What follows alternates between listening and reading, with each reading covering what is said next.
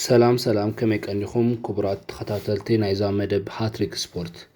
ከመይ ትኾኑ ከመይ ትህሉ ብቅድሚያ ሰብስክራይብ ብምግባር ናይ ቤተሰብ ኩኑና ናብ ዜና ዝርዝራቱ ሞድሪች ንክለብ ስዋን ሲቲ ወናኒ ብርኪ ብምግዛእ ሓደ ካብቶም ወነንታ ኮይኑ ምስ ጡረታ ናይ ምውፃእ ውልሓንቲ ዘተሓዞ ነገር ከም ዘይብሉ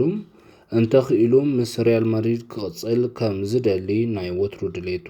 ከም ዘለዎ ተገሊጹ እዚ ማለት እዚ ናይ ማእከል ሞተር ናይታ ክለብ ሪያል ማድሪድ ኣብ ቻምፒየንስ ሊግ ኣብ ናይ ላ ሊጋ ትሳተፍ ዘላ ሕጂ እውን ምስታ ክለብ ኣብ ዝቕፅል ኮንትራት ክዘራረብ ከም ዝደሊ ተገሊጹ ኣሰልጣኒ ሊቨርፑል ዝኾነ ስሎት ኣብ ሊቨርፑል ታሪኽ ካብ ናይ መጀመርያ 50 ፀወታታት ዝገበሩ ኣሰልጠንቲ እቲ ዝብዙሕ ሰዓረ ኣሰልጣኒ እታ ክለብ ኮይኑ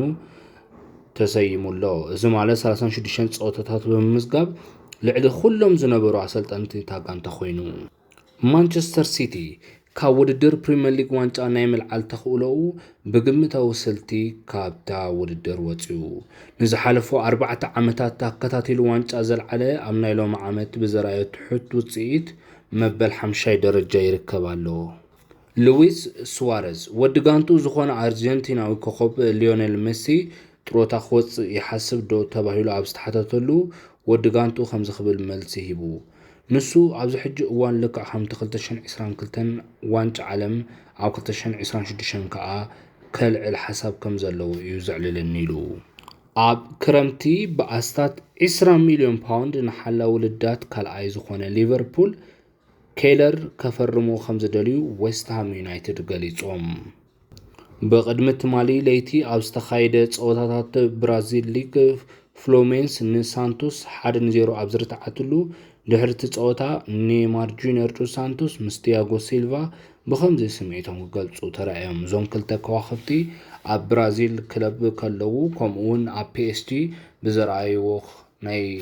ክለቦም ዓብይ ልምዲ ኣብታ ክለብ ዘመዝገቦ ታሪክ ፍሉይ ክገብሮም ካብ ዝኽእሉ ተፃወትቲ እዮም ነይሮም ኣሙዱ ዓማድ ናይ ማንቸስተር ዩናይትድ ናብ ሜዳ ሳዕሪ ልምምድ ከም ተመልሰ ተገሊጹ እዚ ዘሐጉስ ዜና ንማንቸስተር ዩናይትድ ኣብቲ ዘለቶ ተሸመቱ ሕማቕ ውፅኢት ካብ ቁልፊ ተፃወትቲ ክኾንዋ ካብ ዝኽእሉ ሓደ እዩ እዚ እቲ ማንቸስተር ዩናይትድ ኣብ ኤውሮፓ ሊግ ትገብሮ ዘላ ተሳትፎ ዓብይ ለውጢ ከምፅእ ካብ ዝኽእሉ ተፃወትቲ ሓደ እዩ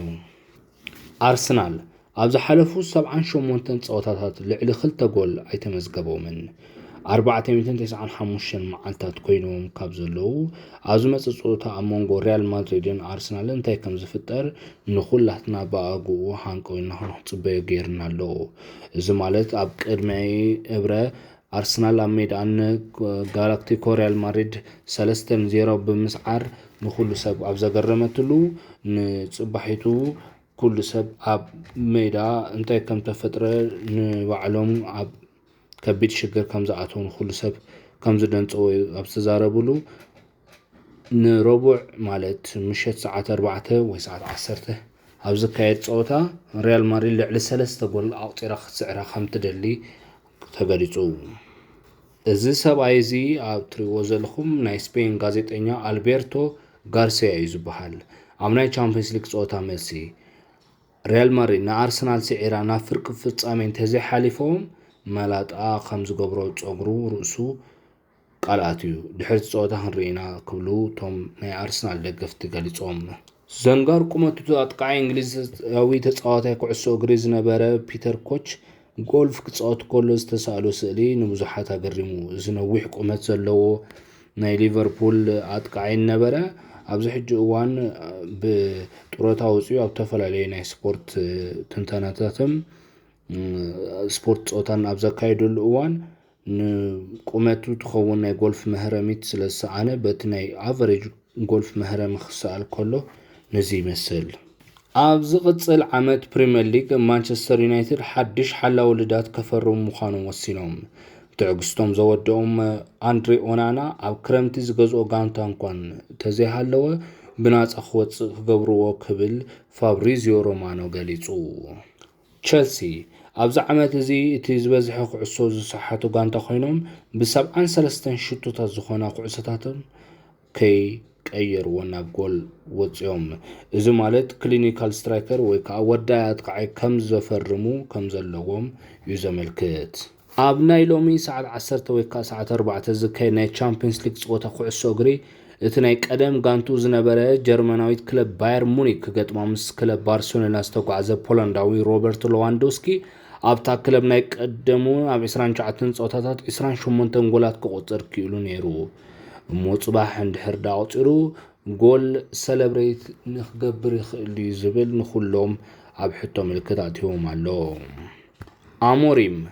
ንጋንቱ ኣብ ኣኼባ ጸዊዑ ከም ዝተጻረፎም ናይ ሎሚ ዘመን ኣብ ከቢድ ሽግራት ዘላ ክለብ ማንቸስተር ዩናይትድ ኣብቲ ኣጋምሸት ህጹጽ ኣኼባ ብምጽዋዕ ንኹሎም ክቁጣዕ ወይ ከዓ ክቋየ ከም ዘምሰየ ተገሊጹ ወላ ሓደ ካብቶም ኣባላት እታ ጋንታ ከዓ ክመልሱ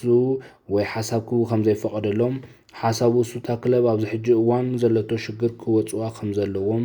ክሕብሮም እንከሎ እዚ እንተዘይኮይኑ ግን ንኹሎም ተጻወትታ ጋንታ ካብታ ክለብ ኣብ ዝቕጽል ዓመት ከም ዝሰጎም እዩ ተዛሪቡ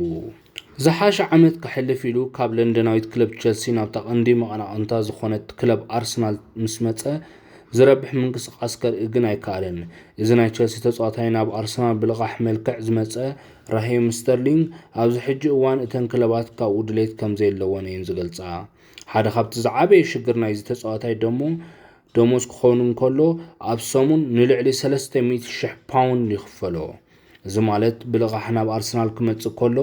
100,000 ኣርሰናል ክትኸፍሎ ከላ ታዘለቀሐታ ክለብ ቸልሲ ከዓ 200,000 ፓውንድ ትኸፍል ኣብዚ ወርሒ እዚ ትዝዓበየ ጸወታ ኮይኑ ከዘራርብ ዝጸንሐ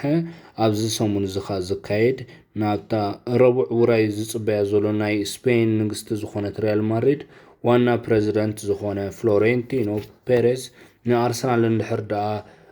ሪያል ማድሪድ ስዒሮማ ቦነስ መቕሽሽ ወይ ከም ዝቦም ይገሊጾም ዕድላት ከም ዘይወጸለን ናይ ጎባልት ኤሮጳ ቻምፒየንስ ሊግ ዕውታት ናይ ምዃን ከዓ ነዚ ይመስል ኒውካስል ወዲ 18 ዓመት ኮርዴሮን ነማላ ካብ ኒውካስትል ሄር ዊ ጎ ኢሉ ፋብሪዚዮ መሊስሉ እዚ ወዲ 18 ዓመት ፍሉይ ተውህቦ ከም ዘለዎ ዝንገረሉ ብናጻ ናብታ ክለብ ተዘዋዊሩ ክርስቲያኖ ሮናልዶ CR7 ዝመጽእ ዓርቢ ኣብ አልቃዲሲያ ምስ ዝገብሮ ጸወታት ናይ ሰሙን እዚ ዘቑፀራ ብልጽቲ ጎል ክሽለም ምዃኑ ተገሊጹ ኣርሰናል ናብ